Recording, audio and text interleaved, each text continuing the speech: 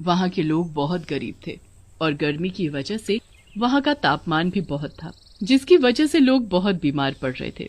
घर के पंखे की हवा भी उस गर्मी का समाधान नहीं कर पा रही थी। वहाँ के लोग गर्मी से बहुत परेशान थे क्योंकि वो गरीब होने की वजह से कोई कूलर भी नहीं खरीद सकते थे। सिर्फ गांव के जमींदार के घर में एक कूलर है। जमींदार के बेटे सौरभ को गांव वालों से बहुत ही लगाव था। वो अपने गांव वालों के लिए कुछ करना चाहता था। एक दिन जमींदार और उनका बेटा सौरभ आपस में गांव के बारे में बात कर रहे थे। सौरभ, तुम देख रहे हो कैसे ये गर्मी हमारे गांव वालों को खा रही है। गांव वालों की वजह से खेती पर भी बहुत फर्क पड़ रहा है। फसल आना कम हो गई है।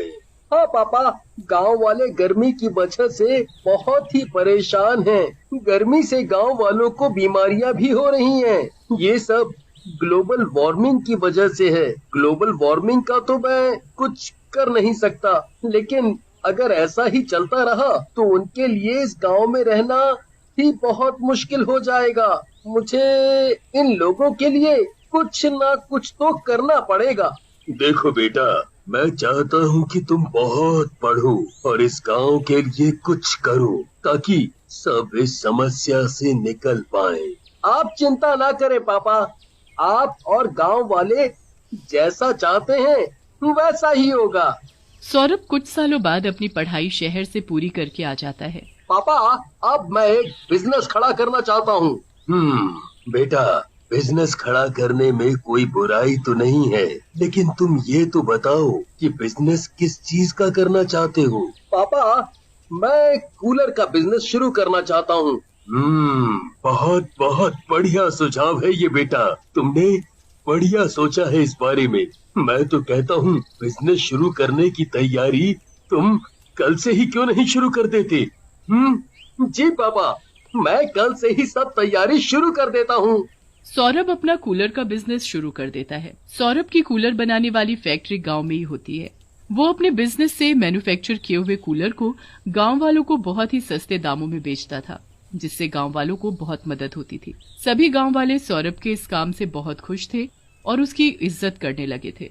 गांव के सभी लोग सौरभ के कूलर के बिजनेस से बहुत खुश थे, लेकिन एक इंसान था गांव में जो सौरभ की तरक्की और इज्जत से जलकर भुन गया था। वो था सौरभ के बचपन का दोस्त निशांत। निशांत और सौरभ बचपन से ही बहुत अच्छे दोस्त थे। हालांकि निशांत गांव के किसान का ही बेटा था, पर सौरभ इन सब में कोई फर्क नहीं करता था। लेकिन जैसे जैसे सौरभ तरक्की के आसमान को छूता गया, तब तब निशांत की दोस्ती उसके लिए जलन में बदलने लगी। बहुत ही इज्जत मिल रही है इस सौरभ को। बहुत ही हवा में उछल रहा है ये। मुझे पीछे छोड़कर कैसे बड़ा बिजनेस खोल लिया है इसने। कोई बात नहीं, अब मैं इसे बताऊंगा कि तरक्की क्या होती है। जब फैक्ट्री में कोई आदमी नहीं होता तो निशांत मौका देखकर फैक्ट्री में आग लगा देता है। बदकिस्मती से सौरभ उसी फैक्ट्री में होता है और फैक्ट्री के साथ वो भी जलकर मर जाता है। फैक्ट्री जलने के बाद बिल्कुल बर्बाद हो जाती है। जब फैक्ट्री में आग लगने के बाद जमींदार और बाकी गांव वालों को पता चलती है तो सब बहुत शोक मनाते हैं। कुछ दिनों बाद निशांत भी कूलर की फैक्ट्री खोल लेता है। गांव वाले निशांत की फैक्ट्री खोलने पर बात करते हैं। अरे बेटा, तुमने भी कूलर की फैक्ट्री खोल ली? हाँ जी चाचा जी, देखना मैं सौरभ से ज्यादा अच्छे कूलर बनाऊंगा। ऐसा कूलर बनाऊंगा कि एसी और कूलर में कोई फर्क ही नजर नहीं आएगा। अच्छा बेटा, आज तक तो हमें सौरभ के कूलर की आदत थी, पर चलो कोई नहीं, हमारा आशीर्वाद तो तुम्हारे साथ भी है। निशांत को ये बात सुनकर बिल्कुल अच्छा नहीं लगता और वो वहाँ से चला जाता है। निशांत जब देखता है कि सारे गांव वाले सौरभ से कितना प्यार करते हैं तो उसके मन में गांव वालों के लिए भी नफरत जाग जाती है। अब मैं इन गांव वालों को अच्छे तरीके से बताऊंगा कि सौरभ को याद रखने का हश्र क्या होता है। निशांत अपने कूलर में ऐसा काम करवाता है कि कूलर चलने पर वो एकदम से फट जाएगा और कूलर चलाने वाले का घर जल जाएगा। निशांत अपने कुछ कूलर गांव में बेच देता है। जैसे ही गांव वाले कूलर को चलाते हैं, निशांत एक गांव वाले के घर में झांक कर देख रहा होता है, लेकिन कूलर बिल्कुल सही सलामत होता है। ये क्या हो गया? ये कूलर फटा क्यों नहीं? तभी निशांत को अपने पीछे कोई शख्स खड़ा दिखता है। कौन है? तभी वो शख्स उसके सामने, निशांत के सामने कोई शख्स नहीं बल्कि भूत होता है, और वो भूत सौरभ का होता है। उसे मरने के बाद मुक्ति नहीं मिल पाई थी, इसीलिए वो मरने के बाद भूत बन गया। तुम्ही ने मुझे मारा था ना? हाँ, मैंने अपनी फैक्ट्री की खिड़की से सब देख लिया था। तुम्ही ने फैक्ट्री में आग लगाई थी। मुझे जरा सा भी शक नहीं था कि तुम ऐसा करोगे निशांत। तुम तो मेरे इतने अच्छे दोस्त थे। क्या बोले जा रहे हो? कौन हो तुम? और तुम्हें ये सब कैसे पता? मैं सौरभ हूँ निशांत, वही सौरभ जिसे तुमने अपनी ईर्ष्या की आग में जला दिया था। मुझे तुम्हारा हर मकसद समझ आ गया है। मैं तुम्हें गांव वालों को चोट नहीं पहुंचाने दूंगा।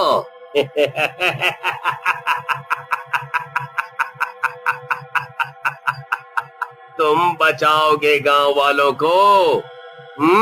ऐसा क्या कर लोगे तुम गांव वालों को बचाने के लिए? आज पूरा गांव मुझ पर उतना ही विश्वास करता है जितना पहले तुम पर किया करता था। तुम कुछ नहीं कर सकते हो। अब चाहे मुझे कुछ भी करना पड़े, मैं गांव वालों को तुम्हारी हैवानियत से बचाकर ही मुक्ति लूंगा।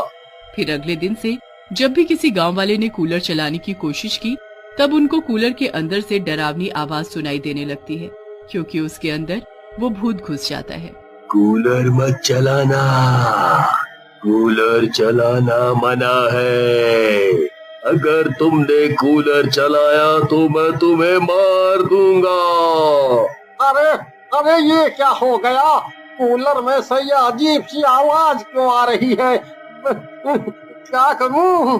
गांव वाला उस आवाज को नजरअंदाज कर देता है और फिर से कूलर चला देता है और बिस्तर पर लेट जाता है। जैसे ही वो सो जाता है तभी उसका पैर भूत खींचने लगता है। कौन है? अरे कौन है? किसने खींचे मेरे पैर?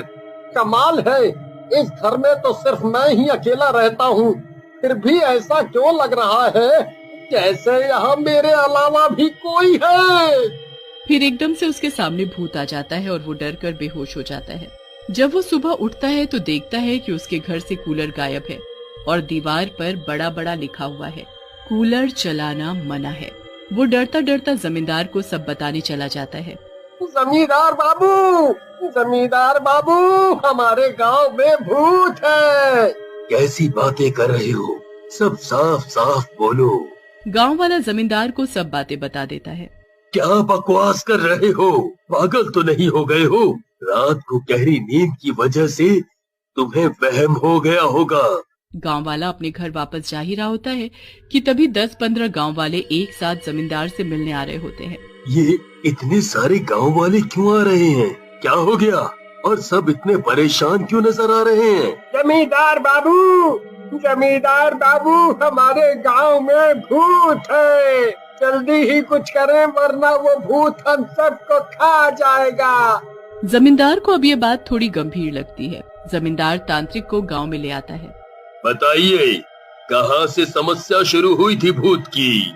जी, गांव के लोग बता रहे थे कि कूलर में कोई समस्या है। ठीक है, मैं गांव के किसी एक आदमी का कूलर लेकर कुछ तंत्र मंत्र करना चाहता हूँ। गांव वाले सही कह रहे थे, इस कूलर में सच में भूत है और वो कोई और नहीं, आप ही का बेटा है, जिसे उसके दोस्त निशांत ने जला दिया था। क्या? निशांत ने? वो तो सौरभ का इतना अच्छा दोस्त था। मैं उसे नहीं छोड़ूंगा। आप चिंता ना करें, मैं आपको आपके बेटे की आत्मा से यानी उसके भूत से मिलवाता हूँ। फिर जमींदार के सामने वो भूत आकर खड़ा हो जाता है। मेरा बेटा, कितना गलत हुआ तेरे साथ। मैं तुझे इंसाफ जरूर दिलाऊंगा। पापा जी, आपका बहुत बहुत शुक्रिया। आपको पता नहीं था कि निशांत किस तरह से पूरे गांव वालों को नुकसान पहुंचा देना चाहता था। मेरे बच्चे, मैं तेरी आखिरी इच्छा पूरी करना चाहता हूँ। बता बेटे, तेरी आखिरी इच्छा क्या है? पापा जी, मैं चाहता हूँ कि फिर एक कूलर की फैक्ट्री खुले और आप गांव वालों की मदद करें। हाँ मेरे बेटे, भगवान तेरी आत्मा को शांति दे। फिर वो भूत हवा में उड़